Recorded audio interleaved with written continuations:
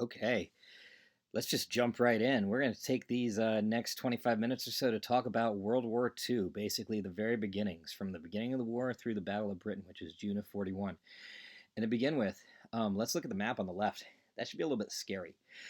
Everything that's blue will be by 1941 conquered by Nazi Germany. Everything that's green will be allied by Nazi Germany, which basically means Britain and kind of Iceland are left alone itself. This is Nazi Germany almost at the height of its power. The only thing that's not in blue that would be at the absolute height of its power is down by Yugoslavia and the Balkans territory. They'd conquer that before invading Russia. But other than that, this is like the absolute height of like the Nazi power, as I said a second ago, what Churchill is going to call like Fortress Europe at its finest. All right, let's start with a quick review, okay? And we get into the Winter War.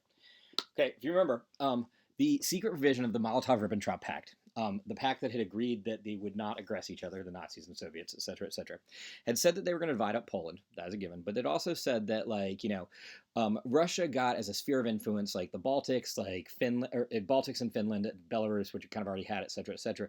Germany would get like the Balkans, that area down below, blah blah blah blah blah. Okay, so Nazi Germany invades September 1st, 1939. War starts. Time to finally start this war I've been talking about for the last 2 weeks or so. And the USSR follows suit on September 17th. They divide up and conquer the country. Coincidentally, the USSR will never give the part that it took over, even through this illegal treaty, even though it's a war crime, up. Stalin will literally kind of pick up and move Poland at the end of the war. Plenty more on that later. The Katyn massacre occurs. That's when the Soviets take 4,000 Polish officers and bring them out into the woods in Katyn and shoot them. If you remember, at the very end of the Nazi Rise to Power massacre, I showed you a memorial to that. And then the general government, which is what they're going to call the occupied Poland, led by Hans Frank, the guy that I've talked about in the past as the Jew butcher of Krakow. He is going to begin Generalplan Ost, Alfred Rosenberg's plan of racial purity and annihilation, and get this thing basically what will be the groundwork for the final solution going on kind of the Nazi side, okay? And that's something that we've talked about, you saw that in the movie The Pianist and stuff along those lines, and you'll really kind of hit on hard on Matheny's side and stuff like that. Now, back to the war. Let's start the actual war here after Poland, okay? Stalin has his sphere of influence. And for the Baltic countries, he's going to make ridiculous demands, like we have to have a base in this area and you have to give us this, blah, blah, blah, until eventually he annexes them by 1940s. However, in the winter of 1939, Stalin and the Red Army invade Poland. Okay, it's led by Timoshenko. Okay, he's one of the guys on the people you need to know list, Seaman Timoshenko. And the Soviet Union, to be honest, comparatively gets its butt kicked. They pick a poor time to do it. It's November 30th. It's freezing. It's a really cold winter. There are stories of horrid frostbite. The Soviets are fighting with green camo and tanks. Meanwhile, the Finns have white camo and skis and stuff like that. You can see that in the picture on the left. The Soviets don't have preparation and furs and stuff along those lines. There are stories of soldiers getting so cold that they rub their eyelids and the eyelid literally just kind of wipes away like the outside of an onion or something along those lines, and stuff like that. And what everybody thought was going to be an absolute beatdown turns into a pretty big stalemate. A lot of this has to do with this great Finnish general by the name of Carl Gustav Mannerheim, who's going to fight them along here. And really what you see, the Finns are defending their homeland, stuff along those lines, is basically this ridiculous situation where the world watches as little Finland takes on the big bad Soviet Union at this point. Here, remember, are on the side of the Axis. These next couple pictures right here, the one on the left is to show you, yes, they did fight on skis. Yes, they did use reindeer. Yes, they were very, very effective that way. The other things the Finns did during this time was they continued all these things. They carried kerosene in a bottle with a little rag outside of it. These things have been used forever. You know them as Molotov cocktails, and they got their name during the Winter War because Stalin's Secretary of State, Dmitry Molotov, remember the Molotov-Ribbentrop Pact, had been kind of a jerk about Finland. So when the Finns started lighting these things on fire and using them to blow up Soviet tanks, they called them Molotov cocktails. On the right is the Mannerheim line. That's the area that Mannerheim drew in and dug in, and that the Finns were completely and determined to defend, okay? And they do more or less defend from there. Now, the one thing we should note, though, is that Soviet Union, to start this war and invading Finland, had demanded about 11% of their territory, and they end up getting a little more than that, even though it's kind of considered a stalemate. Okay, There's Mannerheim on the right, by the way. The end result of this thing is that the Soviets actually get a little bit more territory than they wanted, and it's a minor Soviet victory. And while, like, that's there, and that's something Timoshenko can tout forward and stuff like that, it's not the dominant victory and total annihilation of Finland that Stalin had expected. As a matter of fact, this is part of what puts like Zhukov as kind of like the rising star over Timoshenko in the Red Army, is the fact that Timoshenko is not able to kind of fully pull this off. But, and this is way, way, way more important, okay, than anything else. And by the way, side note, the Finns also joined the Axis, as I've said before. But the way more important thing, and this is way more important than anything else, is this law lulls the world into a false sense of security about the Red Army. By the time that this war is over, the Red Army might be the most dominant fighting force the world has ever seen, okay, by the time World War II is over. But it is not at this point. And it is literally the fact that, like, the Red Army, like, is not able to take out the Finns that is going to lull Hitler into a real false sense of security and lead him to invade Russia. Hitler is going to turn on Stalin and invade Russia. If for some reason you missed that. And so that's the real reason for the Phony War, and the main reason that the Winter War, and the main reason that we study it is really kind of the overarching impact of like what it did, and the false sense of security it lured people into, and the fact that like Hitler would invade Germany, and then the end result would be that the Red Army would get itself together in a number of different ways and just be able to utterly dominate as a land force, maybe the most dominant land force in world history. That's debatable, but at the time, up till 1945, that's what I mean. Now, meanwhile, on the Western Front, if you remember, on September 3rd, 1939, in a response to the invasion of Poland, Britain and France had declared war. And then they sat there for a while. It's something called the Phony War, or more a joke on Sitzkrieg. But basically, Britain and France are not ready to fight this war. They want to back Poland. Hitler's not ready to fight in the West yet. He wants to make sure things are taken care of the East. Remember, the overarching point is the breadbaskets of the East, Lebensraum, Generalplan Ost, etc., etc. The Western Front gets a play because the big allies on the Western Front, Britain, France, etc., etc. But for Hitler to create his master race, master state, he needs Eastern Europe in this hardcore. And so that's what he takes out early. He's not ready. Hitler doesn't see the red as a priority yet, so they sit there. And they sit there until April of 1940. And it's known as the Phony War. The biggest thing on this is at this time, Germany probably could have obliterated the Allies, like absolutely obliterated them. And having them sit there for these 9 months or so gives an unprepared Britain and France time to prepare, kind of. They don't always do it perfectly, but it does give them some time to prepare. Okay, once he does decide to turn to the Western Front, the real prize for Hitler is going to be France, and we'll talk a lot about that in a second, okay? And that had been the planned invasion. However, in the spring of 1940, it comes out that the Allies have actually been secretly mining, with water mines, the Norwegian waters, okay? And this has been to kind of protect some iron ore and stuff up there that they wanted to keep Hitler from getting, but they had done this without Norway's permission, and it is an absolute, complete, and total, public relations disaster. However, the big reason for that, and the reason of bringing this up, aside from the fact that this is going to cause Hitler to invade Denmark and Norway because he realizes, oh crap, the Allies are actually doing something, maybe I shouldn't turn to France, I should turn to Denmark and Norway, is the scandal that falls out of this is what originally gives Winston Churchill kind of the casus belli, for lack of a better word. That means the reason for war, but it's not really war. But basically the reason to be able to begin to take down Neville Chamberlain as prime minister and become prime minister. And it's going to happen in kind of a weird way over the course of a month and change during this battle and the Battle of France and stuff like that. But this is really kind of enter Churchill into the war. Okay? So, April 9th, 1940, okay, after the Saltmark incident and stuff like this, Hitler turns his attention, and he surprise attacks Scandinavia. Denmark and Norway, both of them had declared neutrality. Denmark falls in a matter of hours, sometimes 6, sometimes 12. It depends on who you talk to, when you can it from. Norway actually is able to hold out until June, but Denmark literally falls in a day. Okay. Now, because of these ideas of Scandinavia and stuff like that and racial superiority, this is really just kind of a conquest by we're going to conquer, we're going to do a few things, but it's not the utter conquest and annihilation of people that the East has become, that Poland and the general government and stuff like that has become. Okay, and legendary Danish resistance also sees to that somewhat, but that's also because they were able to resist. We'll talk more about that in a second. Meanwhile, here are the reasons for doing this. First, Hitler needs access to iron ore. Okay, Norway's got it, Sweden's got it. Why not attack Sweden? Well, Hitler never really answered that, but if you think about it, if Finland's on the side of the Axis, Norway's conquered and Denmark's conquered. Sweden, or neutral Sweden, is surrounded. Okay, and Sweden's been neutral since the 1730s or so, and so like neutral Sweden's surrounded, so it doesn't really matter at this point. Okay, attacking Denmark and Norway also provides access to the Baltic. And finally, if Hitler can't control France and needs to invade England, Norway actually could provide like a launching ground for that invasion. For those are the three key reasons for like invading this and making this invasion occur at this time.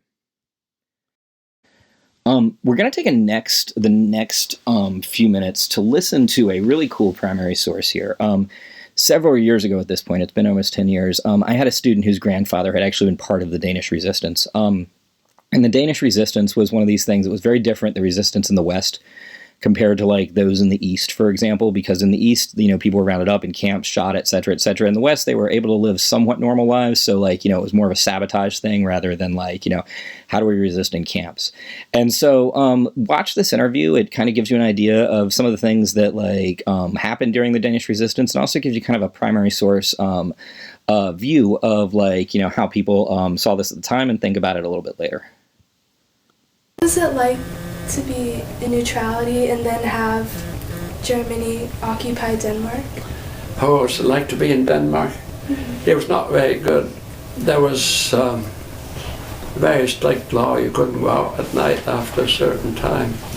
And you could not, of course, carry weapons or anything. And to work against the Germans was a death sentence if you did anything real serious, like spying or carrying weapons. Food was rationed, but that wasn't too bad because on the farms we always had enough of that.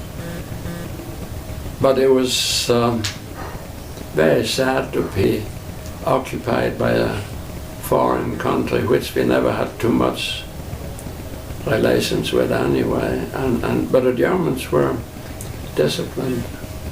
They were, I have to give them that. In fact, we often wondered when we were on the ships, or on the ship that supplied Copenhagen with weapons, we wondered how we could get by with that. And we also wondered how then could all the Jews in Denmark escape to Sweden on fishing boats, like our leader did. We found out after the war that the reason that we could was that there was a Navy commander in Copenhagen, a German, who had been in Denmark before the war, and he was very friendly to the Danish people. And he told the German Navy not to stop fishing boats because they're just supplying fish, even if they sail to Sweden. And not to stop any other boats because it would interfere with traffic and the lifestyles of Danish. So we were never stopped. We were never stopped. His name was George Frederick Duckwitz, and he became very famous for that after the war. In fact, he was made ambassador to Denmark in about 1954, thereabout, because he had saved so many Jews' lives, about 7,000. They would have been sent to Germany if they had been caught. They were trying to send them down there. But if you didn't do anything drastic, you could almost live a normal life, almost, if you could stand to have all the foreign troops in the country and the strict laws and not going out at night and all that. But you can't say that we were mistreated unless we asked for them. How did you guys stay united? Stay united? Yes. Well, very carefully. We didn't use the telephone. We lived fairly close together, and we would have meetings now and then. One time we used telephones, but we didn't go on the net. We hooked up our telephone, believe it or not, to electric fences that they used on the farms too. Hey Chris, did I ever tell you that? No. Ron asked how did we get standing connection with each other. We didn't dare to use the telephone because they were probably being listened to. So I found out an idea. We lived close enough together that we could use the electric fences around the different fields where the farmers were. We hooked our telephones up to that in the wintertime anyway, and then hooked one fence up to another fence, and nobody would ever know that. So we could use our phone. That's pretty smart. I don't know whose idea it was, but I know I did the rigging and it worked. So we could get out in a hurry, and when we got a word as a greeting to such and such, then we knew it was our group. There was many groups. What is it like? First time narrating while also playing the thing at the same time. Hopefully you enjoyed that though, and got some type of like firsthand account of like, you know, what being a member of this resistance might have actually been a little bit like, or what like life in the war was like. Okay. Turning away from Denmark and Norway and on to France, okay? The big prize for the Nazis is France, okay? And this is going to be really, really important. A lot of this has to do with, like, you know, millennia of history, but a large part of it for Hitler is based on World War I, the Treaty of Versailles. His, you know, considering people to be November criminals, et cetera, those people that, like, you know, didn't, or that signed the Treaty of Versailles, et cetera, et cetera. To give you an idea, Hitler is going to, like, you know, make the French surrender on the same, like, railroad car that the Germans had to surrender from World War I on. He's going to take a look at, like, a memorial to the, like, French that died in Verdun and ordered it destroyed. I mean, large parts of this, once they take France, are about revenge from World War I, hardcore, okay? Now, France had built something called the Maginot Line. If you look at the top map, you can kind of see it in red. And what it would have extended down to, and that's why that bottom map is there, is right on the French-German border. They'd built a thing like this before. We'd made fun of it a little bit before. I will say this. They thought... They actually had learned a little bit from World War I, okay, and they thought what they were doing was worthwhile, because they thought it would be impossible for the Germans to go around into Belgium again, and here's why. Tanks. The prevailing idea at the time was that if the German army wanted to march around Belgium, that'd be fine. If the Luftwaffe wanted to, that'd be fine. But the French could rally troops to do that and into Belgium, etc., etc. The big thing they were worried about that'd been crushing, that Germany really dominated their Panzer tanks and, like, dominated the military understanding of that in the last, like, since the last war, was tank warfare. And the prevailing thought was that there was no way that the Ardennes forest and even that valley, which is not that bad, it's basically rolling hills, you know, there, I'll show you pictures of that later when we get to the Battle of the Bulge, that there's no way tanks could get through the forest, etc., etc. And so what the French had done is put some people there and then really built up the Maginot Line like hardcore, okay? And basically what happened at the beginning of the war in something called Case Yellow, which is the invasion of France through Belgium, is that Manstein and Rommel, the two guys leading this, I don't think Rundsted's that involved in this, but I could be wrong. I think it's mainly those two. Rommel's the big one. Prove that that's not true. That, as a matter of fact, tanks could just obliterate the Ardennes forest. They could obliterate and go on rolling hills. They could crush through Belgium. And the speed with which they do this is mind-blowing, okay? Mind-blowing. This is something known as Blitzkrieg, or lightning war. Okay, it basically, a long story short of this, is bomb the ever-loving crap out of them and then send in the tanks. When you have the, I mean, that's a very massive oversimplification of Blitzkrieg. But basically, it's used to crush France as fast as possible, and the speed with which they do it is mind-blowing. A lot of this probably has to do with the myth that I've brought up before. Aside from the fact that, yes, Blitzkrieg was strategy, they were working together, this was combined arms, it did involve the Luftwaffe and the Wehrmacht together, etc., etc. Large part of the reason they were able to cover so much ground is because they had given orders like nobody should go through Belgium unless they're on 3 tablets of forbidden. If you can imagine this, this would like be the opposite of, you know, don't drive high. They're actually saying drive high. They're saying drive your tanks through Belgium as high as possible, because they knew it would deal with it would cause inhibitions, it would cause them to go fast, it would cause them, and the French are just absolutely taken off guard, and the British who come to help are also mind-blowingly taken off guard in this thing. The end result is that Case Yellow is a massive success and leads to the initiation of Case Red, okay? And Case Red is the attack on Paris and the fall of Paris, okay? And on June 5th, Paris is going to be attacked and it's going to fall by the 25th or so, okay? The Nazis are going to completely take over in something called the Battle of France, and they are going to conquer France. They are going to take a large portion of it for themselves. They're going to carve off the southeast portion, which I'll show you on the next slide. They're going to carve that off and give that to a World War I hero by the name of Philippe Pétain. Some of you guys may have come across him at the Battle of Verdun and stuff like that. He's actually going to be a turncoat and be the Nazi leader of France, or Vichy France, during that time. The most important thing to come out of this, though, is actually well, I believe there was a movie, Dunkirk, about it recently, is what didn't happen. And what didn't happen is this, is that thanks to the speed of the tanks as well as getting Paris out, the British and French forces are surrounded right at the top of France, right on the water, right at Dunkirk, as you can see in that picture. Okay, and the Wehrmacht and the Luftwaffe are right there. And for unclear reasons, the Wehrmacht and Luftwaffe, although they have them pinned, do not attack them. We're not entirely sure why on this. A lot of people who were in charge of it were dead by the end of the war, / couldn't tell. Other people blamed each other, like, for example, Goering blamed, like, Manstein turned around and blamed Rommel. Rommel was dead, so Rommel, stuff like that, etc., etc. So we're not really sure why. But the overarching point in something called Operation Dynamo is that Churchill and the British rally all sorts of troops, everything from, like, fishing dinghies that takes almost a week, and they take 300,000 troops from Dunkirk over to Britain, sometimes 4 and 5 at a time, right, in something called Operation Dynamo. And this basically might have literally saved the war for the Allies. The end result is that all these people are able to fight again. None of them are prisoners, none of them are taken over, etc., etc. And it's really, while it's not good in the short term, it's really kind of the long gain that people are going for here. A couple pictures of France now taken or so there. Up on the left, you can see the German occupation zone, and then the blue part, the free zone, that's Vichy France. Free should be in air quotes.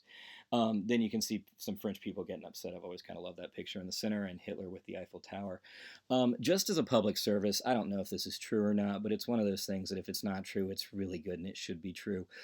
Word on the street is that when Hitler heard Paris had fallen, he danced a little jig. That's the picture in the upper right. That's all. I just thought everybody should be aware of this, kind of like Hitler in shorts. Okay, with that in mind, let's move on to the Battle of Britain. Okay, Battle of Britain. Okay, here we go. Almost done with the early part of the war here. France is down and out. The only country left in Western Europe is the UK. They're getting some help from the US, but it's really not this much. I remember talking to a grad student in English history one time on this, and I was telling her, hey, I'm teaching the war from a European, this was 10, 12 years ago, teaching the war from a European perspective for the first time. How would you teach it? And she said, I would teach it by making sure that your students knew that Britain was this teeny little island, like sitting against the arrayed might of the world, going against them at this time. And that's really, if you look at the map that I showed you at the beginning, what it really kind of looks like too, if that makes sense. As I said, they're getting some help from the U.S., but it's only a little, and it's really, they'd like a whole lot more. All right, now, the overarching goal of the Battle of Britain was not necessarily to conquer them, okay? It was actually to get them out of the war. Hitler's goal was this. He thought he'd taken out France. Britain was all by itself. America didn't want to get involved. Okay, and so his thought was, okay, if I can just kind of show Britain that I'm dominant, then they'll have to sue for peace, and then I'll get really favorable terms, maybe some colonies, maybe they won't be able to be involved. Then I take that, I turn around, I fight the USSR, I'm not fighting a two-front war in any way, and bam, I've got this thing set. And to be honest, a lot of people in English politics really agreed with him. There is a massive movement at this time, led by Chamberlain and other people, who's kind of Churchill's rival in the Conservative Party, to surrender, to end this. Look at France, it got obliterated. Let's end it now before there's a problem. Let's do this. And it's really Winston Churchill in this very famous speech about how they're going to fight forever that like really kind of riles people up and basically says, like, you know, holds this line that under no circumstances will we surrender to these Nazis in any way whatsoever. And that's Churchill holding a Tommy gun. That was a great photo of him that I just love, that I just figured I'd show you on this one down on the bottom left. By July 10th, the Royal Air Force has started raids on skies. The Luftwaffe is not as strong as they think. Sorry, not the Royal Air Force. Sorry, the Luftwaffe has started raids on British skies, and the Luftwaffe is not as strong as they think, and the Royal Air Force is able to kind of tie them up and stuff like this.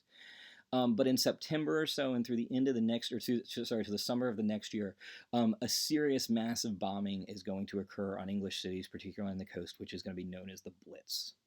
And this becomes very famous in both English and kind of in German history. Okay. Now, With this blitz going on, one of the important things to keep in mind is the home front. Okay, the British home front was really, really, really important, and almost no country mobilizes everybody to sacrifice and just do everything the way Britain did. With COVID-19 going on, I'll talk about this. I saw this great meme that said, I wish I was British during COVID-19 so that I could hear bad things and just say, right, and go about my day. And that's really kind of what they go for here. There's some debate whether or not the whole "keep calm and carry on" poster actually came out of this, but whether it did or not, that's essentially the idea here.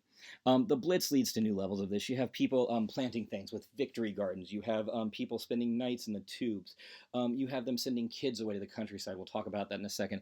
The country really rallies around King George VI. That is Elizabeth, the current queen's father. He is actually one of the most beloved kings in English history, and easily the most beloved king in modern English history. But I mean, we're talking probably top 5 all time. And then Winston Churchill, who really, acts as kind of the propaganda master in that. And some things Churchill says are true, some things they aren't. Some things Churchill does are ridiculous, like walking up top during the Blitz just to show people how dominant he is. But he kind of keeps people morale. That's the word I was looking for. The master of morale. Yeah. Meanwhile, the UK, after it gets attacked, is starting to get some help from the United States, okay? It starts with a program called Cash and Carry, exactly what it sounds like. The UK had to pay cash for weapons and carry them back. But once they run out of cash, it morphs into a program known as Lend-Lease, okay?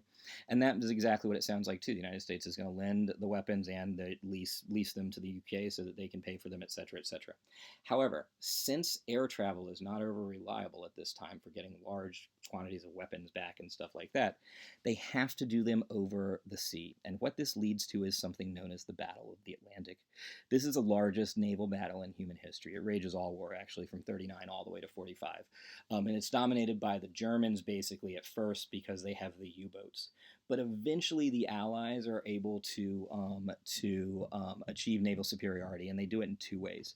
One, partway through the war, they invent sonar, which helps them know where the U-boats are and is able to attack them and stuff like that. And they use what's the name of it? They use they're going to have convoys. They're going to have this mentality where they've got transport ships covered by destroyers and everything like that. And the idea is that they'll these convoys will be able to protect, and that works out fairly well too. That was sonar does too. And the second thing is, and if you've never seen the movie The Imitation Game and it's on Netflix or something like that, go check it out. It's about the war. It's a great flick. It's very new. It's fantastically well done.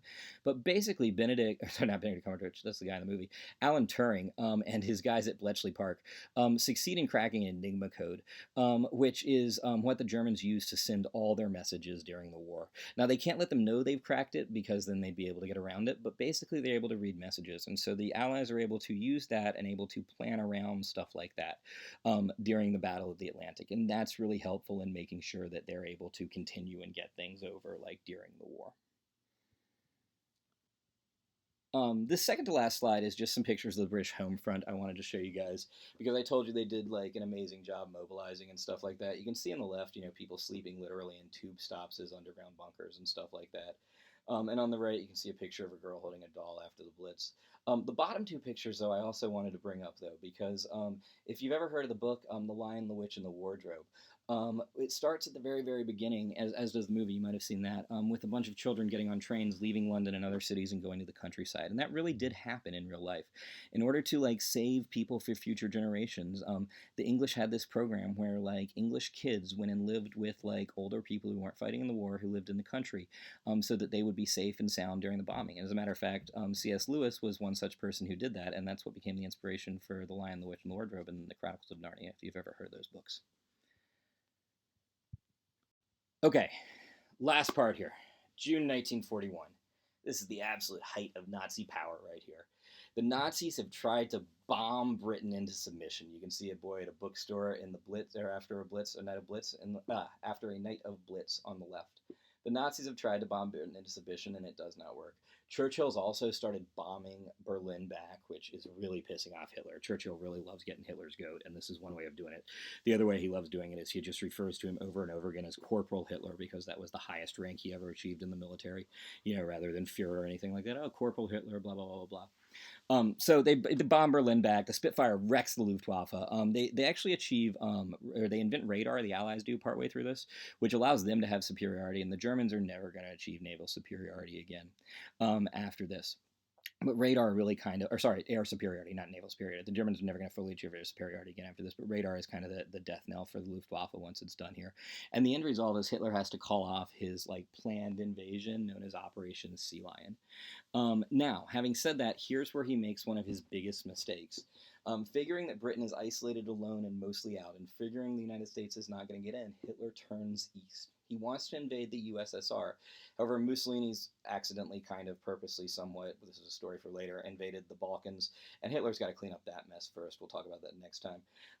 But he wants to invade the USSR, and so what he's going to do is exactly the problem that led to in World War I. He's going to turn away from Britain. He's going to start preparations to invade in the east, and eventually he's going to start himself a two-front war, which is exactly what led to Germany's downfall during the First World War.